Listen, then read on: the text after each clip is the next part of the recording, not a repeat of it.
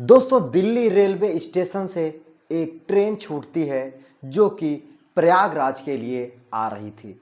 दोस्तों वो ट्रेन जब छूटती है तो बहुत खचाखच भरी हुई थी, लेकिन जैसे ही वो ट्रेन कानपुर पहुंचती है तो बहुत सारे यात्री उतर चुके थे।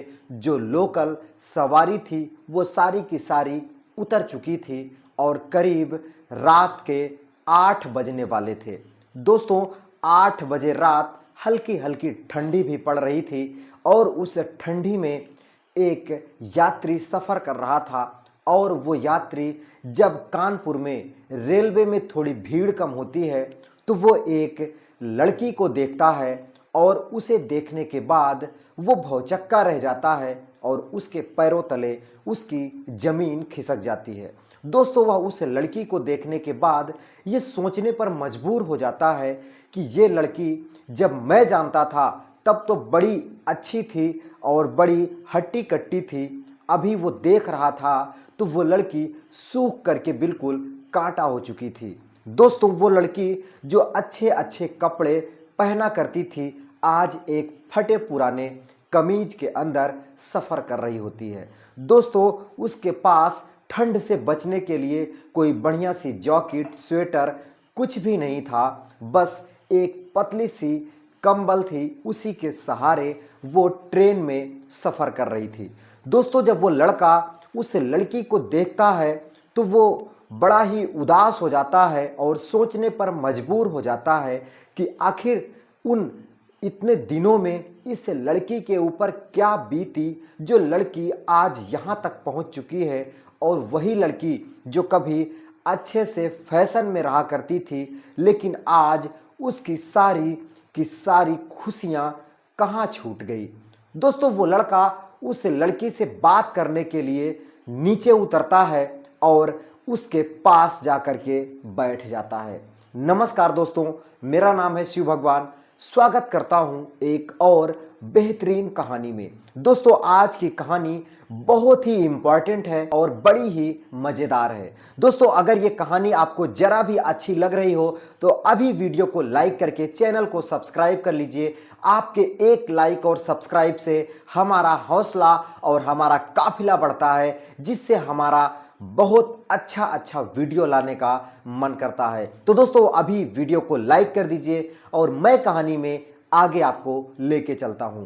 दोस्तों वो लड़का जैसे ही नीचे उतरता है तो वो उसके पास जाकर के बैठ जाता है और पूछने लगता है कि वंदना, जब मैं तुम्हें जानता था, जब मैं तुम्हारे साथ था, तब तो तुम बड़ी अच्छी खासी थी, हट्टी कट्टी थी, लेकिन अभी तुम्हारी शरीर बिल्कुल सूख करके कांटा हो चुका है। आखिर इन बीते दिनों में तुम्हारे साथ ऐसा क्या हुआ जो तुम अब इस मुकाम तक आ चुकी हो कि अपनी सेहत का बिल्कुल भी ख्याल नहीं रख पा रही हो। दोस्तों वो ये भी कहता है कि जब मैं तुम्हें जानता था तब तो तुम बड़े अच्छे अच्छे कपड़ों में रहा करती थी, फैशन वाली लड़की थी, लेकिन अभी मैं देख रहा हूं तुम्हारे पास एक बड़ी ही पुरानी फटी हुई कमीज है जिसे पहन करके तुम सफ़र कर रही हो। दोस्तों वो लड़की इतनी सी बात सुनने के बाद वो जोर जोर से उसी ट्रेन के अंदर फूट फूट करके रोने लगती है और राजेश के कंधे पर अपना सर रख देती है। दोस्तों राजेश थोड़ा सा शर्मीला किस्म का था और जैसे ही वंदना उसके कंधे पर सर रखती है तो उसको थोड़ा अजीब लगता है, लेकिन वो उसे चुप कराते हुए पूछने लगता है कि वंदना आखिर क्या ज़रूरत थी मेरा साथ छोड़ने की, क्या ज़रूरत थी तुम्हें मेरा घर छोड़ करके आने की। दोस्तों वो वंदना बताने लगती है कि राजेश वो दिन भी मुझे याद है जब मैं तुम्हारे साथ रहा करती थी। दोस्तों आखिर वो वंदना कौन थी? दोस्तों वो वंदना राजेश की ही तलाकशुदा पत्नी थी। दोस्तों राजेश जो इससे बेहद ही प्यार करता था और राजेश वंदना एक दूसरे के साथ रिश्तों के पवित्र बंधन पति पत्नी में बंधे हुए थे। दोस्तों राजेश कम पढ़ा लिखा लड़का था, लेकिन वंदना एक अच्छी जॉब कर रही थी एक अच्छी कंपनी में, जहां पे उसकी सैलरी लगभग 30 से 35 हजार रुपए थी। दोस्तों राजेश बिल्कुल पढ़ाई कर रहा था, अपनी तैयारी कर रहा था, उसको कोई सफलता, कोई नौकरी नहीं मिली थी, जिस वजह से वंदना हमेशा उसे ताना दिया करती थी कि तुम घर पे निठल्ले बैठे रहते हो, मेरे ही कमाई खाते रहते हो। दोस्तों राजेश को बहुत बुरा लगता था, लेकिन राजेश क्या करता, क्योंकि वो तो पढ़ाई कर रहा था, अपनी पूरी कोशिश कर रहा था नौकरी पाने की। लेकिन दोस्तों वंदना उसे आए दिन सुनाना नहीं छोड़ती है और एक दिन वंदना और राजेश में झगड़ा हो जाता है। दोस्तों राजेश और वंदना का झगड़ा इतना ज़्यादा बढ़ जाता है कि वंदना अपने नौकरी के घमंड में राजेश को तलाक दे करके अपने मायके जा करके रहने लगती है। दोस्तों वंदना को बड़ा ही घमंड था कि वो नौकरी करती है, अच्छा खासा पैसा कमाती है, तो उसकी शादी कहीं और भी हो जाएगी। लेकिन राजेश बिल्कुल शांत किस्म का लड़का था और वो अपनी पढ़ाई जारी करता है। दोस्तों इधर जब वंदना अपने घर आती है, अपने माता पिता के पास आती है, तो धीरे धीरे उसकी जो नौकरी थी वो चलने लगती है, ठीक ठाक पैसा कमा रही थी। लेकिन दोस्तों उसी 2-3 महीनों के बीच में उसके माता पिता का एक भारी एक्सीडेंट हो जाता है, जिसमें वो अपनी सर्विस पे भी नहीं जा पाती, अपनी नौकरी पर भी नहीं जा पाती, जिस वजह से वो घर पर रहने लगती है, अपने माता पिता की देख रेख करने लगती है। दोस्तों महीने भर के बाद जब उसके माता पिता थोड़े से ठीक होते हैं तो वो नौकरी के लिए जाती है, लेकिन तब तक उसी के स्थान पर किसी और को नौकरी मिल चुकी थी। दोस्तों एक बड़ी सी कंपनी में इतना दिन गैप कर देना अपने आप में बहुत बड़ी गैर हाजिरी होती है, जिस वजह से वंदना को नौकरी से निकाल दिया जाता है। दोस्तों वंदना अब बिल्कुल घर आ चुकी थी और अपने मम्मी पापा के सहारे बैठ चुकी थी, क्योंकि उसकी नौकरी जा चुकी थी और कई जगह उसने अपनी नौकरी के लिए तलाश किया, लेकिन कहीं पे भी उसकी नौकरी नहीं लगती है। दोस्तों वंदना अब अपने माता पिता के ऊपर बोझ बन चुकी थी, क्योंकि वो घर में रहने लगी थी और उसके माता पिता का हाल में ही एक्सीडेंट भी हुआ था। जो कुछ पैसा था वो सब इलाज में खत्म हो चुका था। दोस्तों वंदना और उसके माता पिता बिल्कुल चिंतित में रहने लगते हैं और वंदना की शादी के लिए इधर उधर कई जगह लड़के की तलाश भी करते हैं, लेकिन कोई भी लड़का एक शादीशुदा लड़की से शादी करने से मना कर देता। दोस्तों जब किसी को पता चलता कि इस लड़की का तलाक हो चुका है तो हर कोई शादी से इनकार कर देता।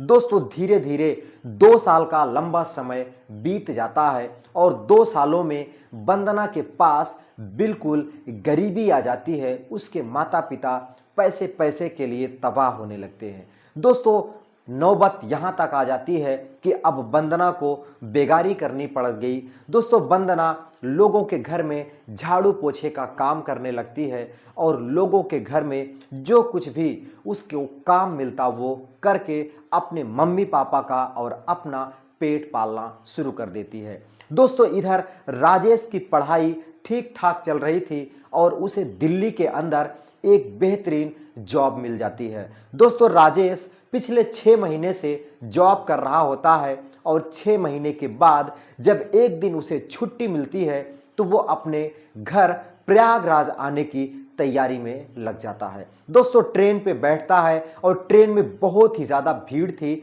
और उन भीड़ के बीच में राजेश को ऊपर वाली सीट मिली थी और वो ऊपर अपनी सीट पर बैठा अपने स्टेशन का इंतजार करने लगता है। दोस्तों कुछ दूर के आने के बाद ट्रेन कानपुर रेलवे स्टेशन पर रुक जाती है। बहुत सारे यात्री नीचे उतर जाते हैं और ट्रेन काफ़ी हद तक भीड़ कम हो जाती है। दोस्तों जब भीड़ हटती है तो ट्रेन की अंदर जो लाइट जल रही थी, रात के 8 बजे राजेश देखता है कि नीचे एक लड़की बैठी होती है जिसका कपड़ा काफ़ी ज़्यादा पुराना और फटा हुआ होता है और वो बिल्कुल सूख करके कांटा हो चुकी थी।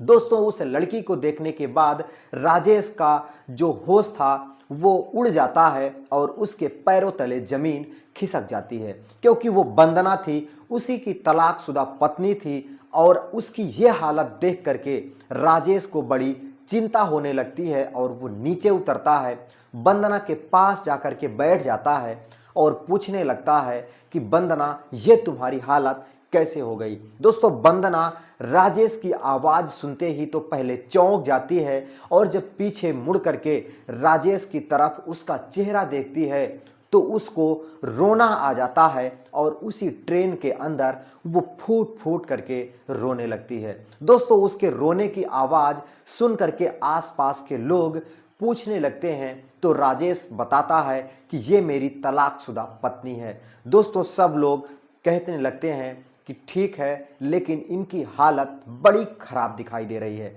दोस्तों, राजेश भी पूछने लगता है कि आखिर यह कंडीशन कैसे हो गई, तो सारी बात वंदना बता देती है कि कैसे उसके माता पिता का एक्सीडेंट होने की वजह से नौकरी भी चली जाती है और जो कुछ पैसा था वो सब मम्मी पापा के इलाज में ख़त्म हो गया। दोस्तों, राजेश कहने लगता है कि क्या हुआ, तुमने शादी वगैरह किया कि नहीं किया।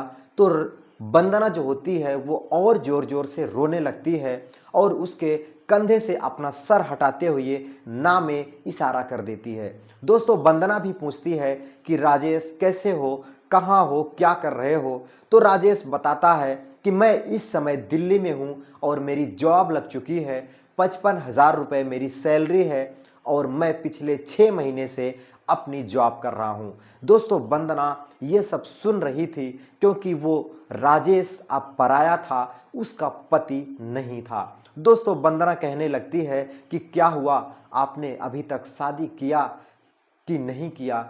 दोस्तों, राजेश कहता है नहीं वंदना, अभी मैंने शादी नहीं किया है क्योंकि अभी 6 महीने ही हुए हैं मुझे नौकरी करते, तो मैं अभी शादी के बारे में कुछ भी नहीं सोचा हूँ। दोस्तों, वंदना कहती है कि राजेश, बुरा ना मानो तो एक बात बोलना चाहती हूँ। राजेश कहता है कि बोलो, पहले भी तुम मेरी पत्नी थी, आज हम लोग दूर हो गए हैं तो इसका मतलब ये नहीं कि एक बात भी ना बोल पाओ। दोस्तों, वंदना कहती है कि राजेश, मुझे माफ़ कर दो, मुझसे बहुत बड़ी गलती हो गई जो मैं तुम्हें छोड़ करके तलाक ले करके अपने मायके चली गई थी। राजेश, मैं तुम्हारे साथ रहना चाहती हूँ, मैं तुमसे बहुत प्यार करती हूँ। 2 साल मैं तुमसे अलग रह करके मुझे सब पता हो गया कि पति के साथ ही एक पत्नी का जो सम्मान है वो बढ़ा रहता है।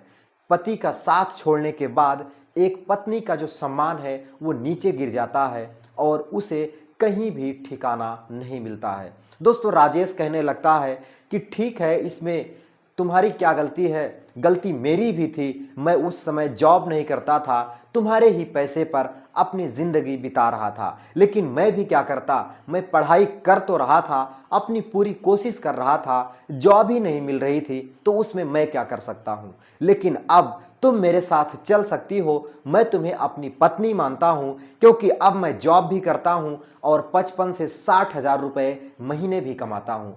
दोस्तों, इतना सुनने के बाद वंदना के आंखों से आंसुओं की धार बहने लगती है और वो अपने पति राजेश के गले लग जाती है और राजेश के गले लग करके जोर जोर से रोने लगती है। दोस्तों, राजेश उसे चुप कराता है, उसके आंसुओं को पोंछता है और कहता है कि वंदना, तुम्हारा रेलवे स्टेशन आ चुका है, अब तुम नीचे जा सकती हो। वंदना कहती है आज ये वंदना कहीं नहीं उतरेगी बल्कि राजेश के साथ प्रयागराज उतरेगी और राजेश के साथ अपने पति के साथ अपनी ससुराल जाएगी। दोस्तों, राजेश हंसने लगता है, वंदना भी हंसने लगती है और दोनों वहां से भी आगे निकल पड़ते हैं। रात के करीब 4 बजे प्रयागराज रेलवे स्टेशन पर ट्रेन रुकती है।